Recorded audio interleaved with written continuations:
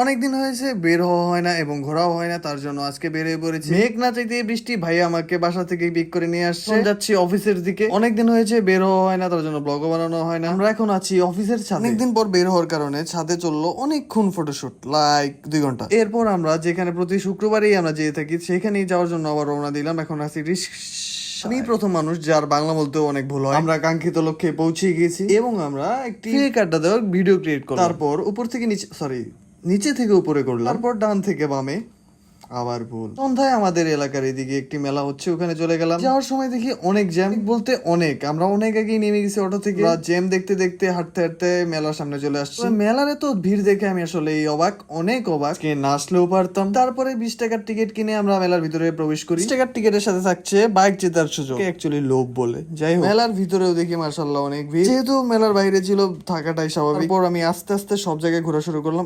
আমরা কিছু শুটস নিলাম। আসলে আমি মেলায় আসার পর ভুলেই গেছি মেলায় আসলে কি কি দেখতে হয় আর কি কি টাইপ শুটস নিতে হয়, আমি সব ভুলে গেছি। আমি ব্ল্যাঙ্ক টাইপ যা পারছি তাই ভিডিও করছি। এরপরই দেখতে পেলাম কিছু একটা, নাম জানি না, দেওয়ালে টানাতে হয়। তো আমার ঘর নতুন করা হয়েছে, তাই আমার দেওয়ালে কিছু টানানো দরকার, তাই আমি এগুলা জোর করে নিয়েছি। এই দিনটা আসলে আমার দেওয়ালে টানানোর জন্য একটু বিয়ে বাড়ির লাইটিংও করা হয়েছিল। এখন যেখানে আছি সেটা হলো একটা কনসার্ট জোন এবং এখানে লটারির ড্রটাও হয়ে থাকে। পিছন থেকে আইস গোলার দোকান এবং খুবই বোরিং একটি হর্স রাইড। সত্যি কথা বলতে আগের বার থেকে এবারটা একটু বেশি বোরিং টাইপ মেলা লাগছে আমার কাছে। এটার সামনে যাই ওইটাই দেখি অফ, এটাও দেখলাম অফ, সাথে নৌকাও দেখলাম অফ। এরপর এখান থেকে আবার চলে গেলাম। এখানে আমরা অনেকক্ষণ দাঁড়িয়েছিলাম, প্রায় অনেকক্ষণ।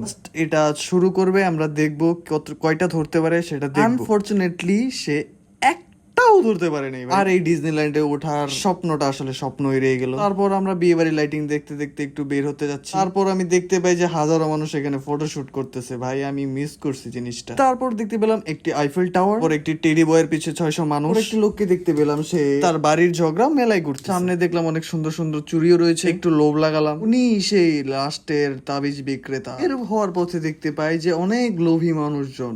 ও এখানে তো আমরাও আছি। ব্যাপারটা হলো টিকিট অপচয় করা ঠিক খারাপ দিক, তাই আর কি আমরা মানে লোভ সামলাতে পারি। ও হ্যাঁ, আগেরটা আসলে আইফেল টাওয়ার ভুল বলছিলাম, আইফেল টাওয়ার হচ্ছে এইটা। তারপরে আমরা সবাই বাহিরে বের হয়ে যাই। বাহিরে বের হয়ে দেখতে পাই অনেকজনে কেক বিক্রি করতেছে। ফেসবুকেও অনেক দেখতেছি ভাইরাল হচ্ছে, কেক বিক্রেতারা অনেক বেশি ভাইরাল হইতেছে। নিউজ ফিডে আমি আর ঢুকতেই পারতেছি না ওই কেকের ব্যবসার কারণে। যাই হোক, আমার কথা যদি কারো খারাপ লেগে থাকে তাহলে দয়া করে আমাকে কেক পাঠিয়ে দিবেন, আমি খেয়ে আপনাকে পজিটিভ রিভিউ দিয়ে এবং সম্পর্কিত ভালো কথা বলে দিব। আল্লাহ হাফেজ। আজকের মতো এই পর্যন্তই।